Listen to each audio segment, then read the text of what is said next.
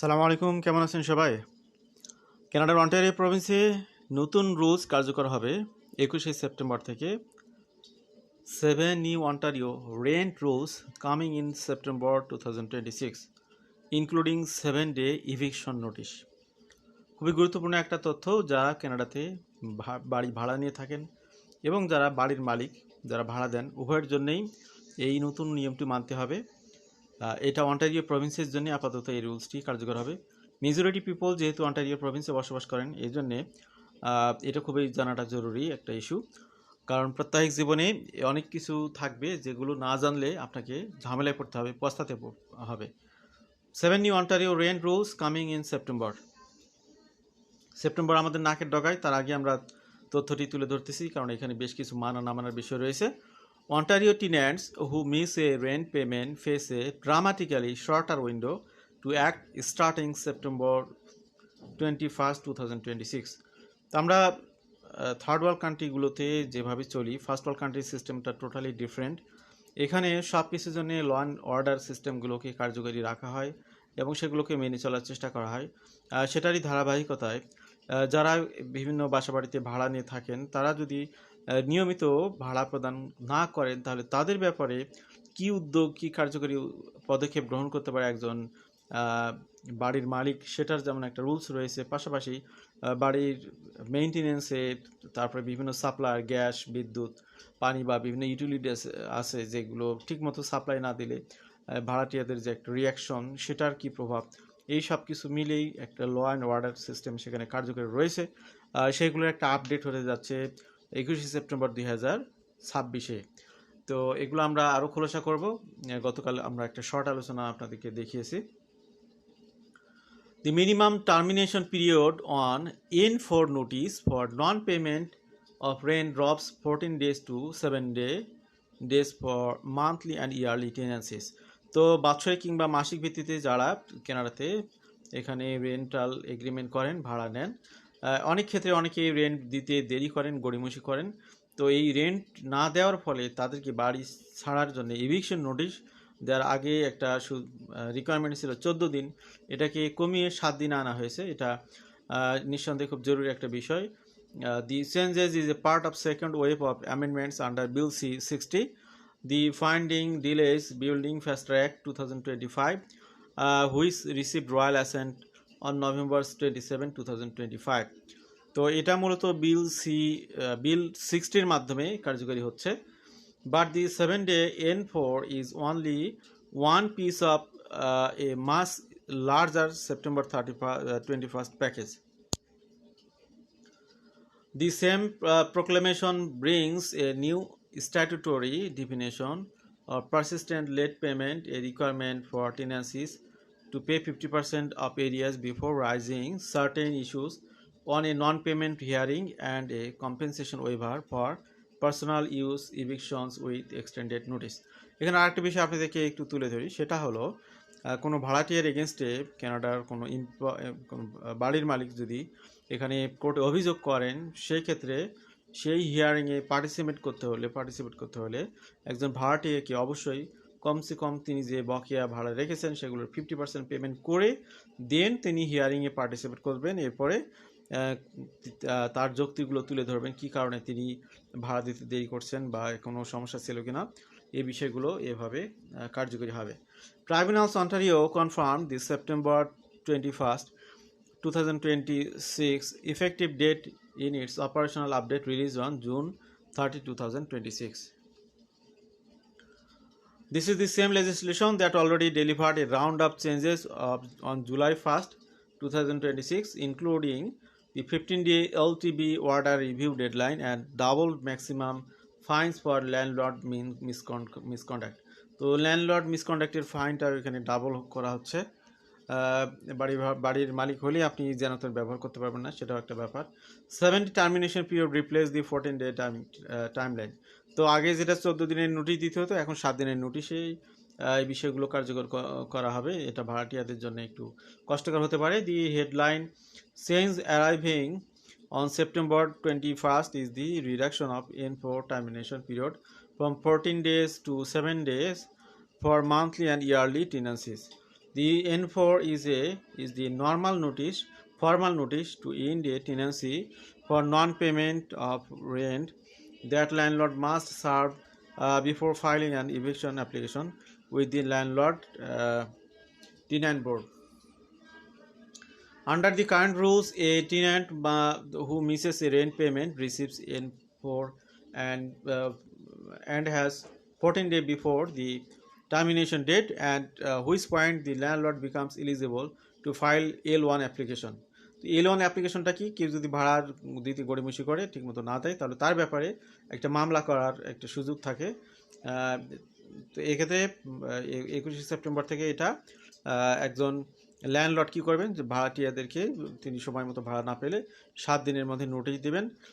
এর মধ্যে যেটা হবে, তিনি যদি ভাড়াটিয়া যদি পুরো পেমেন্টটা দিয়ে দেয়, তাহলে আর মামলা সামনের দিকে আগাবে না, তখন N4 নোটিশটা অকার্যকর হয়ে যাবে।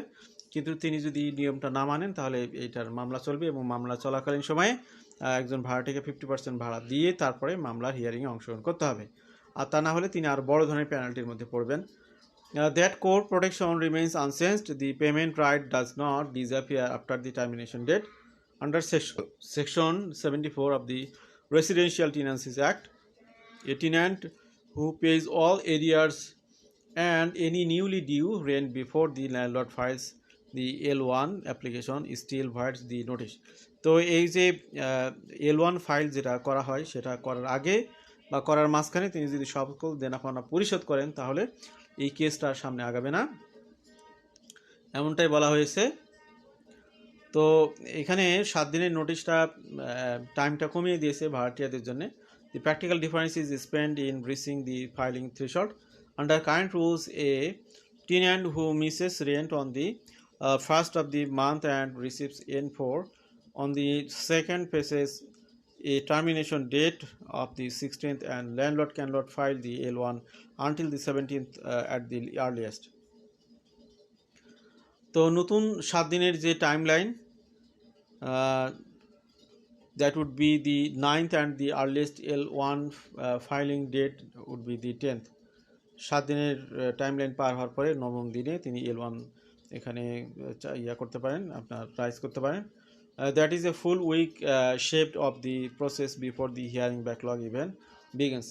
Landlords who serve a 7-day N4 notice September 31st, 2026 risk having the notice declared void. তো আগেই 21 সেপ্টেম্বর আগে 7 দিনের নোটিশ দেওয়ার কোনো এখতিয়ার কোনো বাড়ির মালিকের নেই। New persistent late payment definition. One of the most significant but underreported change arriving on September 21 is the new statutory definition of persistent late payment of rent. এখানে একটা রেফারেন্স নাম্বার দেওয়া আছে 241/26 at section 8.1 to Ontario regulation 516/06 establishing for the first time a prescribed definition of what constitutes persistent failure to pay rent on time. Under the new definition, persistent late payment includes circumstance where a tenant has failed to pay rent within 7 days of the date it becomes due on that last 3 occasions within any 6-month period. A late payment does not count toward the 3-strike threshold. এখানে আরও কিছু বিষয় আছে, আমরা সবগুলো ব্যাখ্যা করতে যাব না। 50% arrears payment required before rising tenant issues. তো এখানে ভাড়ার বিষয় নিয়ে যদি বাড়ির মালিক মামলা করেন, তাহলে সেই মামলাতে হিয়ারিংয়ে পার্টিসিপেট করতে হলে যে বিল বকেয়া আছে সেগুলো কমপক্ষে 50% পেমেন্ট করতে হবে। এটা কয়েকবার চলে এসেছে, এই বিষয়গুলো আবারও আপনাদেরকে ক্লিয়ার করা হলো। N12 personal use eviction compensation waiver. এখানে আর একটা বিষয়, সেটা হলো যে the next major change affects personal use eviction under section 84 of the Residential Tenants Act. এখানে বলা হচ্ছে currently landlord can serve as an N12 notice for their own use for a family members. Use must provide the tenant at least 60 days of notice and pay 1 month rent as compensation before the termination date. এখানে কোনো ভাড়াটিয়া, কোনো বাড়িওয়ালা যদি মনে করে যে তার নিজের প্রয়োজনে কোনো ভাড়াটিয়াকে তিনি বাড়ি ছাড়ার জন্য নোটিশ দেবেন, তাহলে তাকে 60 দিনের নোটিশ দিতে হবে এবং 1 দিনের ভাড়া তাকে কম্পেনসেশন বা ক্ষতিপূরণ হিসেবে দিতে হবে। এই জায়গাতে একটা নিয়ম কার্যকর হচ্ছে, সেটা হলো যে এখন থেকে মানে আপনার 21শে সেপ্টেম্বর থেকে 120 দিনের নোটিশ দিতে হবে এবং তাকে কিন্তু কোনো 1 মাসের ভাড়ার কম্পেনসেশন দিতে হবে না। এই হলো অবস্থা। The good faith requirement under Section 48 of the Residential Tenancy Act, Family Enact, a landlord cannot use N14 process to displace a tenant simply to re-rent a unit a higher price. তো কোনো বাড়িওয়ালা যদি এমনটা মনে করে যে একজন ভাড়াটিয়াকে বের করে দিতে পারলে তিনি অধিক ভাড়ায় নতুন ভাড়াটিয়ার কাছে ভাড়া দিতে পারবেন, এমনটি মনে হলে তিনি N12 নোটিশটা কার্যকর করতে পারবেন না। New 60-day occupancy rule. Ontario filed RESI 240 by 26 on July 21, 2026, introducing a strict deadline that strengthens tenant protection against bad faith personal use eviction. So, effective 21, the person identified in an N12 eviction notice must occupy the rental unit within 60 days. If they do not, a rebuttable presumption of bad faith is triggered under a new subsection added to Section 59 of the Residential Tenancies Act. The regulation establishes two different starting points for the 60-day countdown depending on when the tenant actually vacates. The tenant vacates on or before the termination date started in N12 notice. The 60-day clock start from that termination date. এখানে কিছু জরিমানার বিষয় আছে। Under Section 59, general compensation for tenant who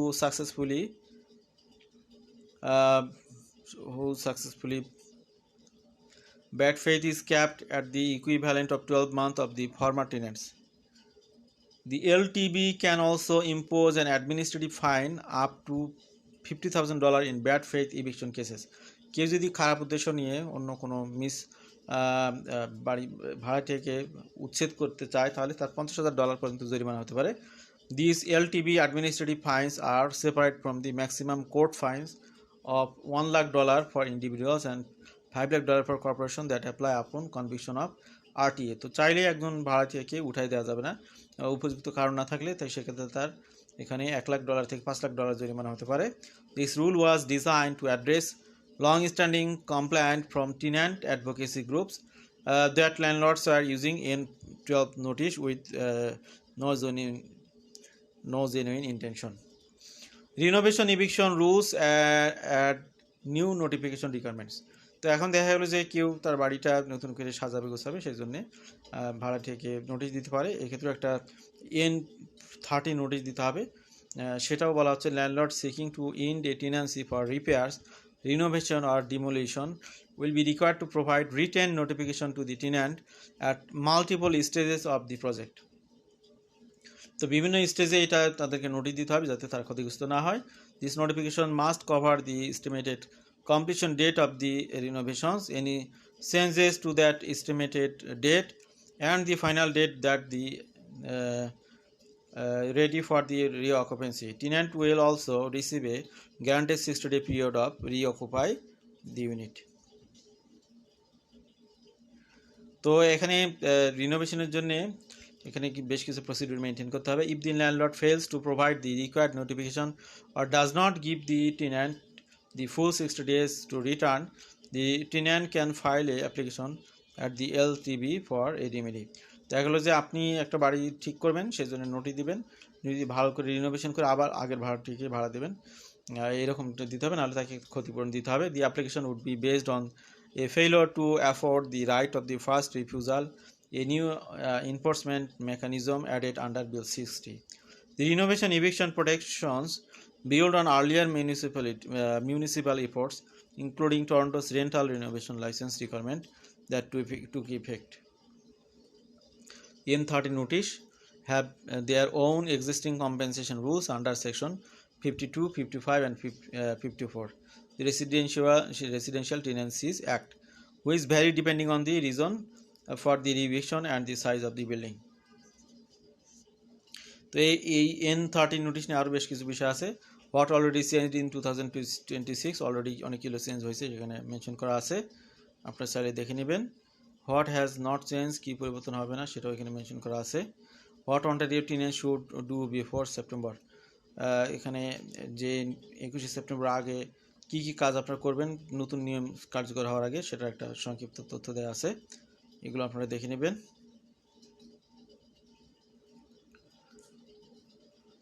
Ontario landlord should do before September 31st, আমরা একটু দ্রুত যাচ্ছি, এটা টেবিলটা আবার একটু দেখাবো।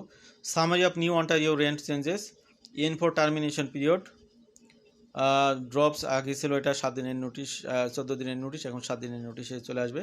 পারসিস্টেন্ট লেট পেমেন্ট, কেউ যদি লেট পেমেন্ট করে তাহলে more than 7 days late at least 3 times within 6 month period meets statutory threshold. এরপরে হচ্ছে 50% এরিয়ার প্রিপেমেন্ট, কোনো